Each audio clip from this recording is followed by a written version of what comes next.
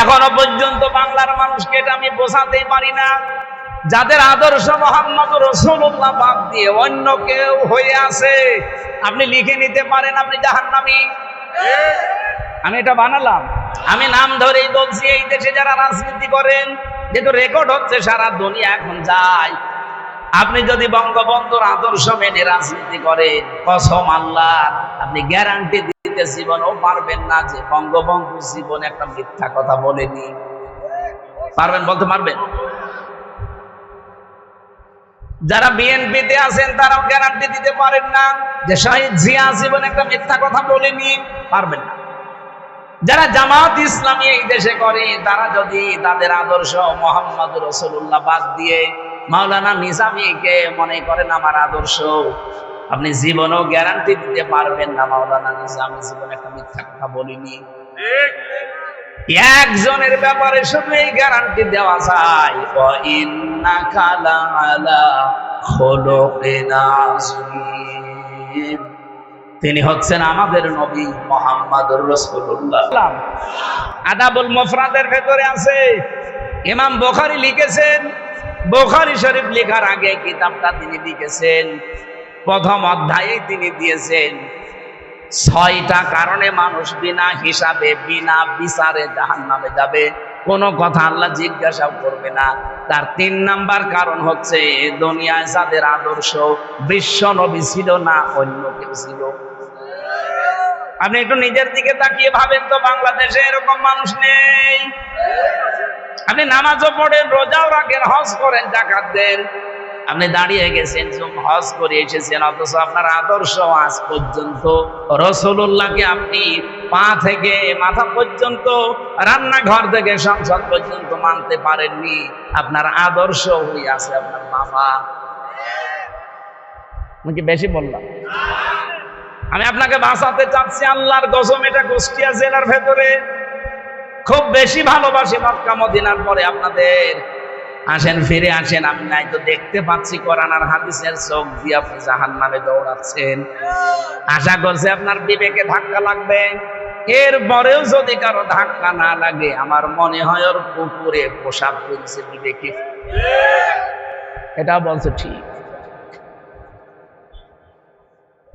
একটা উপন্যাস পড়ছিলাম, এক লোক শ্বশুর বাড়ি যাচ্ছে, রাস্তার পাশে দেখছে একটা গন্ডার। ও গন্ডারকে কাঁতো কুতো দিয়েছে। কাঁতো কুতো দিলে তো হাসে মানুষ, মনে করছে গন্ডারও হাসবে। দেখেন না, 3 দিন শ্বশুর বাড়ি থাকার পরে ফিরে আসতেছে, রাস্তা দিয়ে হঠাৎ দেখে গন্ডার ওখানে আছে, এবার হাসতেছে। কি গো, 3 দিন আগে ধরে কাঁতো কুতো দিলাম, তখন তো হাসলে না, এখন হঠাৎ করে হাসতেছ? গন্ডার বলছে, বন্ধু 3 দিন সময় লেগেছে চামড়া ভেদ করে কাঁতো কুতো লাগবে। গন্ডারের কাঁতো কুতো লাগতে সময় লাগে কয়দিন? আমাদের সাথে সাথে আল্লামা সাঈদী 50-60 বছরে কাঁতো কুতো দিয়েছে। কথা বলছে। আমরাও বিভিন্ন কায়দায় কাঁতো কুতো দিচ্ছি। 15 বছরের ভেতরে আমি তো প্রায় 11 বছর ময়দানে কথা বলেছি। ডাইরেক্ট বলতে পারি না, ইনডাইরেক্ট কাঁতো কুতো দিয়েছি, মানুষ বোঝে নাই। এখন একটু ডাইরেক্ট দিচ্ছি, তাও বোঝে না। আমার মনে হয় এরে আর কোরআন হাদিস দিয়ে হবে না, এরে ঝড়ি কোদাল লাগবে। আশা করছে আপনার বিবেকে হালকা হলেও ধাক্কা লাগবে। আল্লাহ যেন আমাকে আর যারা এসেছি একমাত্র মুহাম্মদ রাসূলুল্লাহ বাদ দিয়ে আর কাউকে আমরা মানি না, আদর্শ হিসাবে অন্তত। এই কথা বলেন না কেন? কারণ পৃথিবীর সবগুলোর ভেতরে ধোঁকাবাজি, প্রতারণা আছে। মুহাম্মদ রাসূলুল্লাহর জীবনে প্রতারণা আছে? নেই। আপনি কাকে মানেন তার জীবনই তো আপনার কাছে পরিষ্কার না। আমি নাম ধরেই বলছি, এই দেশে যারা রাজনীতি করেন, যেহেতু রেকর্ড হচ্ছে সারা দুনিয়া এখন যায়, আপনি যদি বঙ্গবন্ধুর আদর্শ মেনে রাজনীতি করেন, কসম আল্লাহ আপনি গ্যারান্টি দিতে জীবনেও পারবেন না যে বঙ্গবন্ধু জীবনে একটা মিথ্যা কথা বলেনি। পারবেন? বলতে পারবেন? যারা বিএনপিতে আছেন তারাও গ্যারান্টি দিতে পারেন না যে শহীদ জিয়া জীবনে একটা মিথ্যা কথা বলেনি। পারবেন না। যারা জামাত ইসলামী এই দেশে করে তারা যদি তাদের আদর্শ মুহাম্মদ রাসূলুল্লাহ বাদ দিয়ে মাওলানা নিজামীকে মনে করেন আমার আদর্শ, আপনি জীবনেও গ্যারান্টি দিতে পারবেন না মাওলানা নিজামী জীবনে একটা মিথ্যা কথা বলিনি। একজনের ব্যাপারে শুধু এই গ্যারান্টি দেওয়া যায়, ওয়া ইন্নাকা লাআলা খুলুকিন আযীম, তিনি হচ্ছেন আমাদের নবী মুহাম্মদুর রাসূলুল্লাহ। 63 বছরের জীবনে একটা মিথ্যা কথা তিনি হাসির ছলেও বলেননি। সুবহানাল্লাহ বলতে পারেন না? এই যে আযীম শব্দ আল্লাহ দিয়েছেন, আল্লাহ নিজের নাম আল্লাহ লাগিয়ে দিয়েছেন তার চরিত্রের গ্যারান্টি দিতে গিয়ে। আযীম, আপনি পুরা কোরআন শরীফের ভেতরে আযীম কোন নবীর নামে পাবেন না। হযরত ইসহাক নবীকে আল্লাহ একবার ডাক দিয়েছিলেন, কিন্তু আযীম বলেননি, আলিম বলেছেন, গোলামিন আলিম, আমার জ্ঞানী বান্দা। হযরত ইসমাইল নবীকে আল্লাহ একবার ডাক দিয়েছিলেন, আযীম বলেন নাই, বলেছিলেন হালিম, গোলামিন হালিম, সহনশীল গোলাম। কিন্তু বিশ্ব নবীকে আল্লাহ জানিয়েছেন খুলুকিন আযীম, আমার মহান বান্দা। এমন চরিত্র তাকে দিয়েছি, কিয়ামত পর্যন্ত মানুষ শুধু অনুসরণ করে যাবে, কোল কিনারা পাবে না। ধরে বলেন সুবহানাল্লাহ। আমি আহ্বান জানাচ্ছি, আপনার হাতে পায়ে যা ধরতে বলেন আমি ধরবো, কিন্তু ফিরে আসেন নবী বাদ দিয়ে অন্য কাউকে যদি আদর্শ মানেন, মাস্ট বি আপনি জাহান্নামী। আল্লাহ আপনাকে সম্মতি দেন, বলেন আমিন। কোরআনে কারীম থেকে আমরা সূরা দাহার বা সূরা ইনসান বলা হয়, 4 এবং 5 নাম্বার 2টা আয়াত পড়েছি, একটা জান্নাতের, একটা জাহান্নামের। জান্নাত এবং জাহান্নামী মানুষের কিছু শাস্তি এবং কিছু নিয়ামতের কথা আল্লাহ আমাদেরকে শোনাচ্ছেন, আমরা যেন উদ্বুদ্ধ হই এই জায়গায় যাওয়ার জন্য। সূরা দাহার এটা মাদানী সূরা। কোন সূরা? বলেন বলেন। মাদানী। কোরআন শরীফের ভেতরে যতগুলো সূরা আছে, এখানে আমরা যারা কোরআনের সাথে সম্পৃক্ত কম বেশি সবাই আমরা জানি বা বিশ্বাস করি যে কোরআনে কারীমের সূরা 2 ভাগে বিভক্ত, একটা মাদানী আর একটা মাক্কি। কোনদিন চিন্তা করেছেন কেন এই নাম দেওয়া হয়েছে? কয়েকটা কারণ আমি পেয়েছি আমার এই ছোট্ট মেধার ভেতরে। একটু তাকান এদিকে ভাই। 1 নম্বরে মাদানী সূরা নামকরণ করা হয়েছে যেই কয়টা 9টা কারণ আমি পেয়েছি, তার অন্যতম কারণ হচ্ছে এটা চিনতে হলে সহজ উপায়, এর একটা চিহ্ন আছে।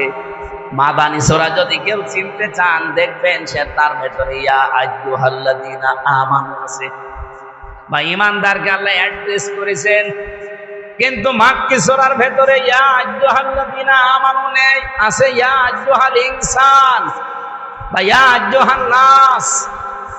এবার আমার প্রশ্ন, যারা এখানে লেখাপড়া হালকা করেছেন তাদের কাছে একটু খেয়াল করেন তো, 92টা সূরা মক্কা আর 22টা সূরা মদিনায়।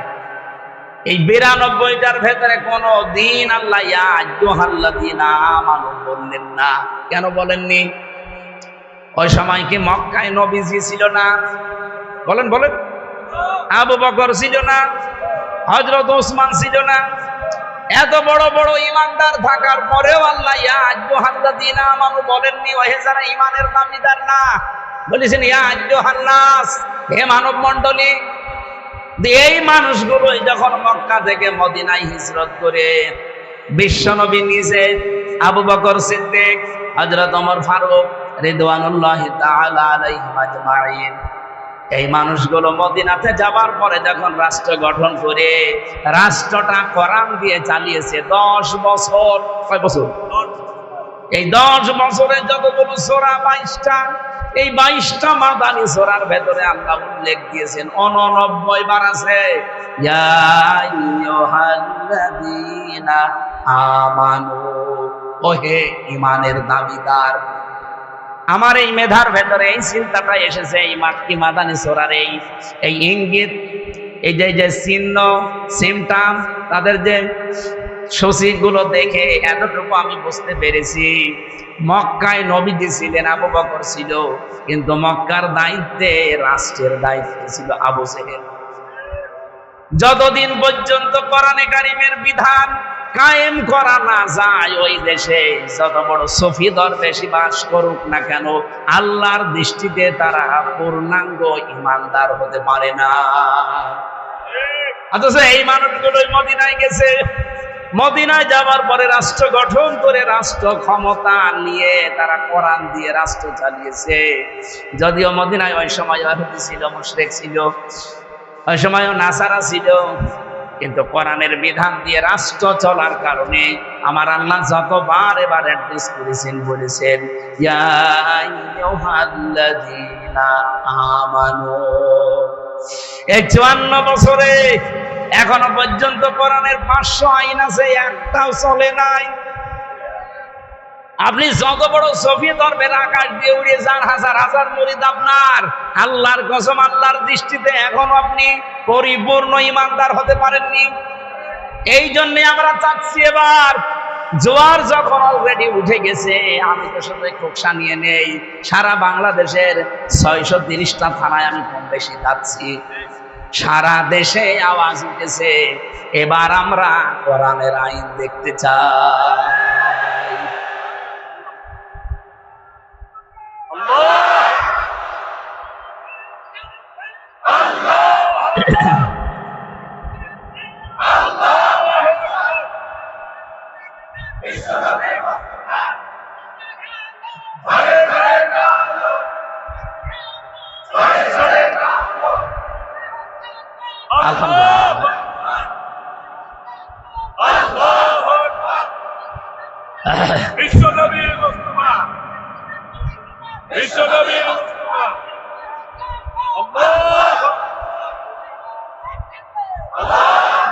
খোকসাবাসী, এটা শুধু আপনাদেরকে উত্তেজিত করার জন্য বলি না, আর আমার বানানো কোথাও না।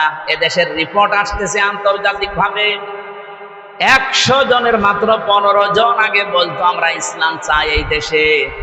এই 1 বছর 1 মাসের ব্যবধানে এখন 100 জনের 77 জন মানুষ বলছে আমরা এদেশে ইসলাম চাই। এমনি বলছি জোয়ার টিকেছে, সারা দেশের অবস্থা এখন ঠিকই। এই জন্য অনেক জালেম মাথা ছাড়া দিয়ে উঠছে, নাড়া ছাড়া দিচ্ছে। আপনি যতই নাড়া ছাড়া দেবেন তত আপনার আযাবুল বুলডোজার নাযিল হবে। 32-33 হবে, শুধু নাড়া ছাড়া বাদ দেন। জোয়ার যখন এসেছে একবার দেখেন না কেন, কোরআন দিয়ে দেশ চললে কেমন দেখা যায়, দেখতে মনে চায় না আমাদের? আমি আপনাদের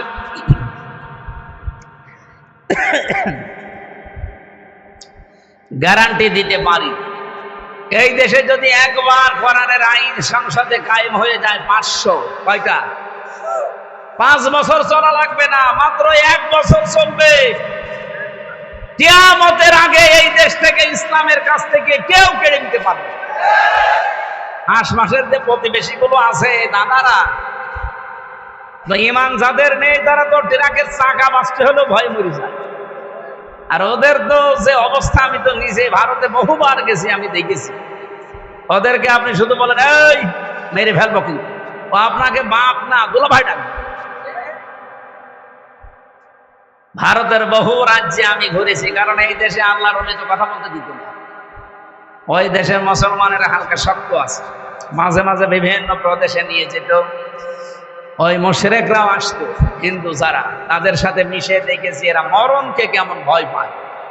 মুসলমানদের আমার মনে হয় খাঁটি মুসলমান যারা, এদের আর যাই থাক মরণের ভয় নেই।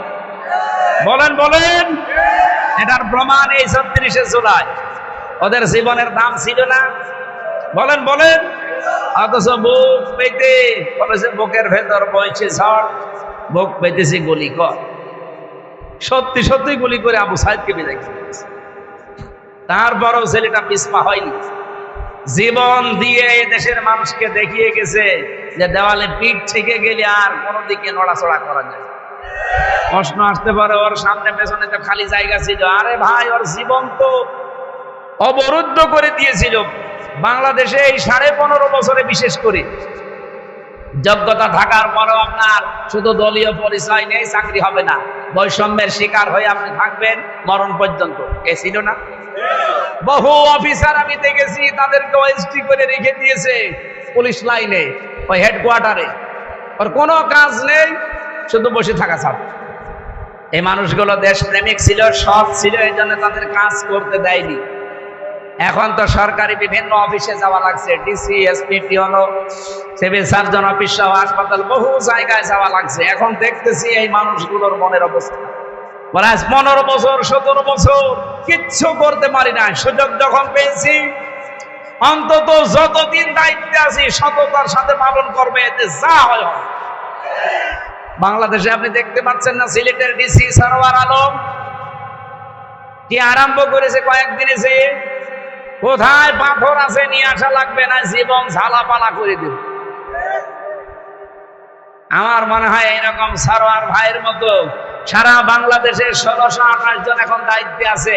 সব লাগবে না, শুধুমাত্র 200 মানুষ যদি এরকম তৈরি হয় না, এই দেশটা দুর্নীতি মুক্ত হয়ে যাবে। আর এই দেশকে কি ঔষধ দেওয়া লাগবে, এটা তো কোরআনে আছে না, নেই? আর আমরা বিশ্বের বিভিন্ন দেশ থেকে এটা পেয়েছি, দেখতেছি যে মানুষকে টাইট করতে হলে ঔষধ কোন জায়গায় দেওয়া লাগে। মালয়েশিয়ার মতো একটা দেশ, তারা আজ 21 বছরে দাঁড়িয়ে গেছে।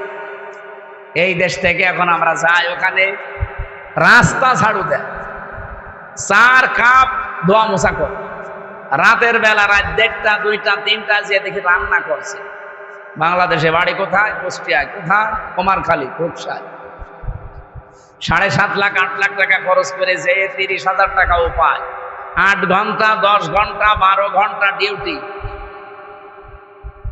তারা যদি এখন এই দেশের মানুষকে শ্রমিক হিসাবে ব্যবহার করতে পারে, তাদের শুধু মরুভূমি, পাথর, পাহাড় আর পাম গাছ, তাছাড়া কিচ্ছু নেই। আর আমাদের দেশে এমন কোন সম্পদ নেই যা নেই, ইউরেনিয়াম থেকে শুরু করে সব আছে, শুধুমাত্র সততা এইটা নেই। এরকম কিছু মানুষকে আপনি বসিয়ে দেন, আমার কুষ্টিয়া প্রমাণ। মাওলানা নিজামী রহমতুল্লাহ আলাইহি, উনি যখন শিল্পমন্ত্রী ছিলেন, জগতের এই যে চিনির মিল, এ তৈরি হওয়ার পর থেকে কিয়ামত পর্যন্ত 1 বছরও লাভ হয়নি। শুধু একবার লাভ হয়েছিল, যখন শিল্পমন্ত্রী ছিল মাওলানা নিজামী। মানে সৎ মানুষ চেয়ারে বসলে ভাঙ্গা জায়গা থেকেও যে লাভ হয়, এর প্রমাণ পাননি? আর একটা প্রমাণ দিয়েছিলেন দর্শনা চিনি কলে, জীবনে কোনোদিন লাভ হয়নি ওই মিলে।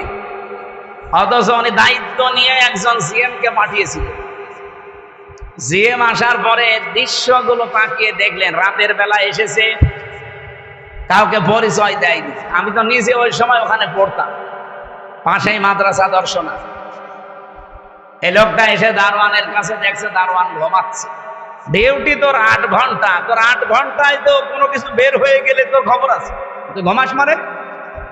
কাছে যে বলছে যে ভাই আমার পরিচয় আপনাকে আমি পরে দেই। বলে না, পরিচয় না দিলে আপনাকে ঢুকতে দেব না। এবার ওই যে কাগজপত্র যেটা ওটা দেখিয়েছে, ও তো অন্তত 8 পাস হলেও তো পাস। ও দেখে স্যার সারা মনে কি করা লাগবে?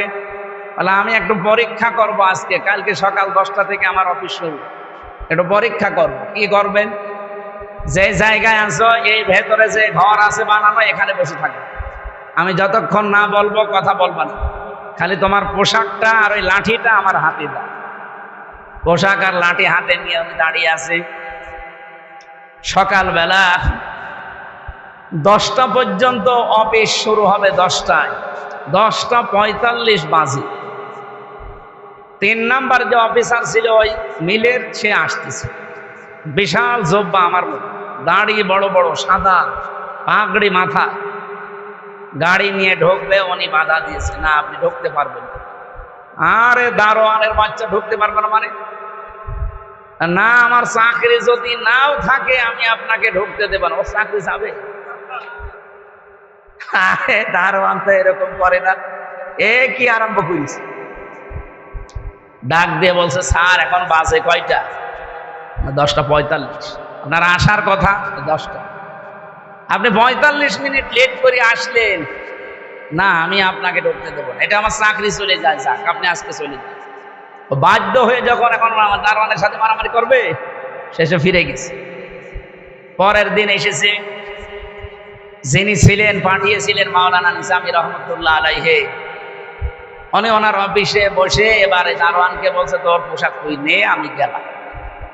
সকালে উনি অফিসে বসে পরের দিন ওই ওনারে ডাক দিয়েছে এই অফিসার, যে দেখে যে গেটে যারে আমি ধমকালাম সেই লোক। অনেক ভেতরে প্রবেশ করার পরে যখন সালাম দিয়েছে বলছে না, আপনার মুখে সালাম মানায়, কারণ যিনি এই সালাম দিতেন তিনি জীবনের ডিউটিতে কোনোদিন ফাঁকি দেন। আপনার ডিউটি শুরু 4টা থেকে 10টা থেকে 4টা পর্যন্ত, আপনি আসতেছেন 10:45-এ, আপনার মুখে দাড়ি মানায় না, এই জব্বা আপনার জন্য না, পাগড়ি খুলে ফেলেন। আপনি তো রাসূলুল্লাহর বদনাম করছেন।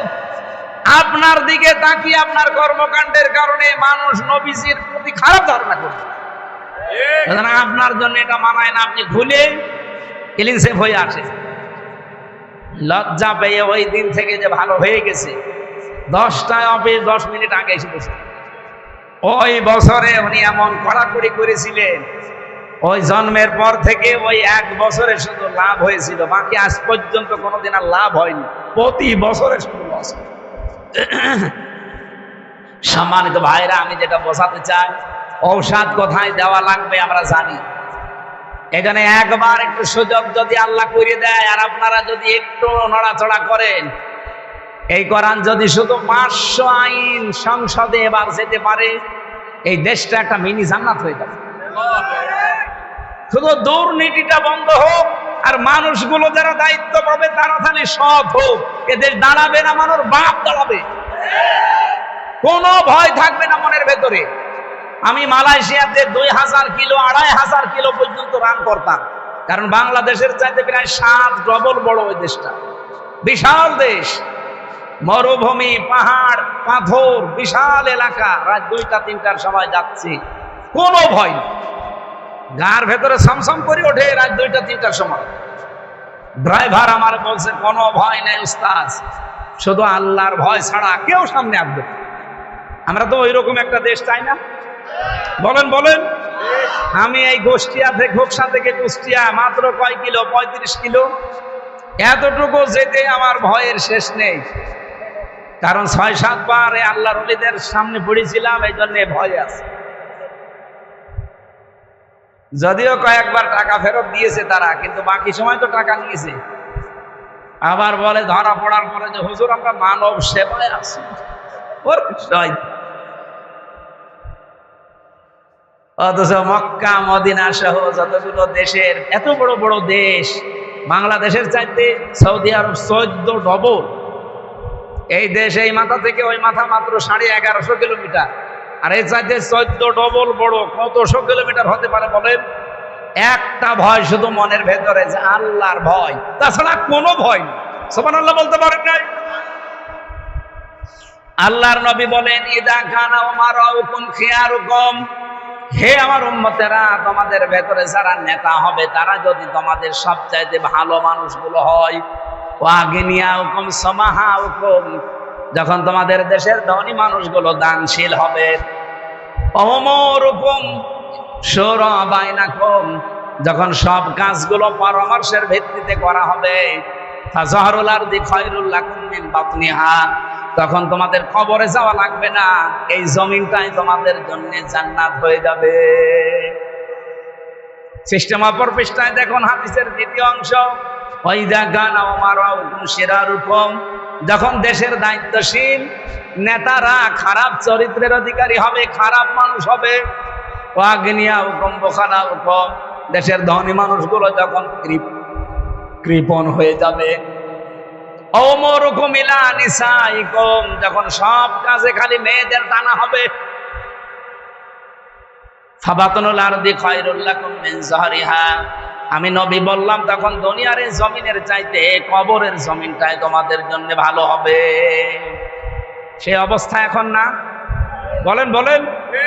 আমরা হাদিসের ওই প্রথম অংশটা এবার বাস্তবে সেট করতে চাই। বাংলাদেশে 300 এমপির ভেতরে যদি সত্যি 151 জন কোরআন বুকে নিয়ে সংসদে এবার যেতে পারে, আর প্রত্যেক সংসদ অধিবেশনে যদি আইনগুলো পাশ করতে পারে, আপনি দেখবেন 1 বছরের ভেতরে বাংলাদেশটা মিনি জান্নাত হয়ে গেছে।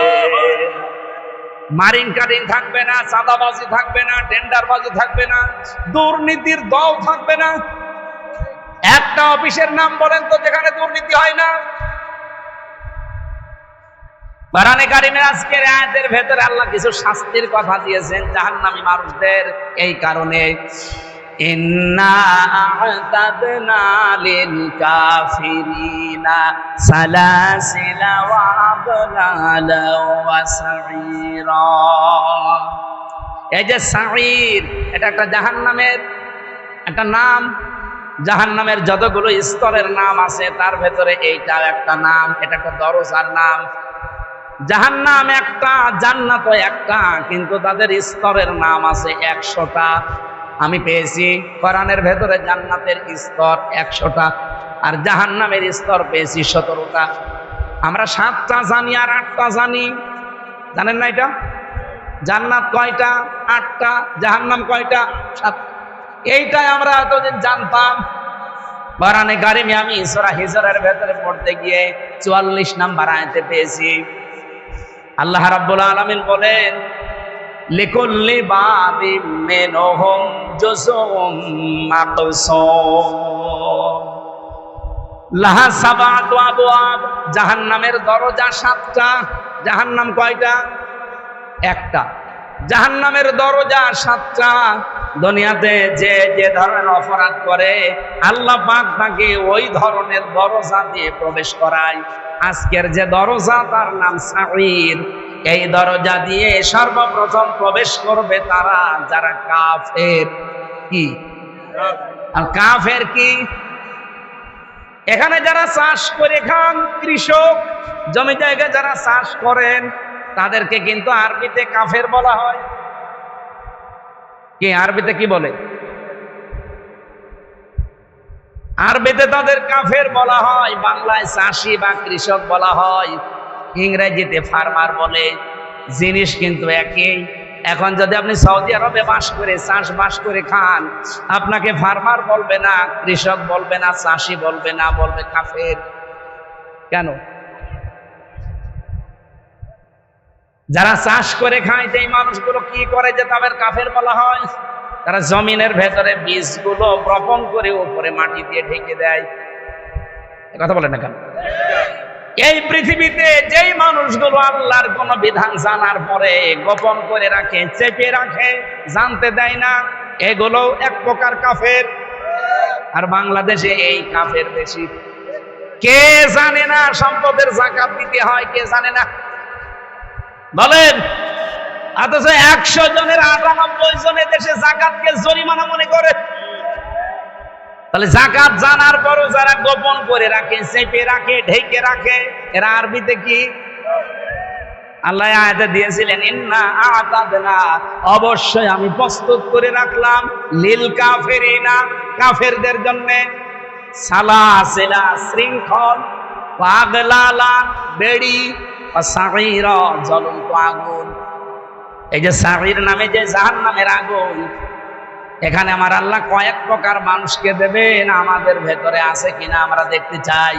1 নম্বরে আকালু লাউ কুন্না নাসমাউ আও নাকিলু মা কুন্না ফি আসহাবিস সাঈর। জাহান্নামের ফেরেশতারা জিজ্ঞাসা করবে জাহান্নামে কেন আসলে? সাঈর নামক জাহান্নামের জ্বলন্ত আগুন, এটা কুণ্ডি আগুনের কুণ্ড কেন আসলে এখানে?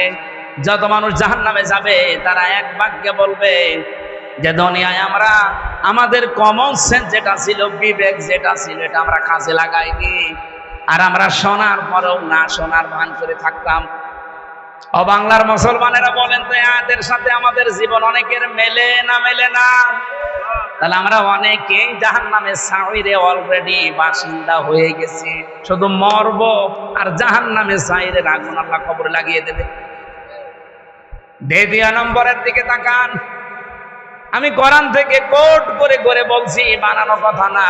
ইন্নাল্লাযীনা ইয়াকুলুনা আমওয়ালাল ইয়াতামা যুলমান ইন্নামা ইয়াকুলুনা ফি বুতুনিহিম নারা ওয়া সায়াসলাউনা সাঈরা।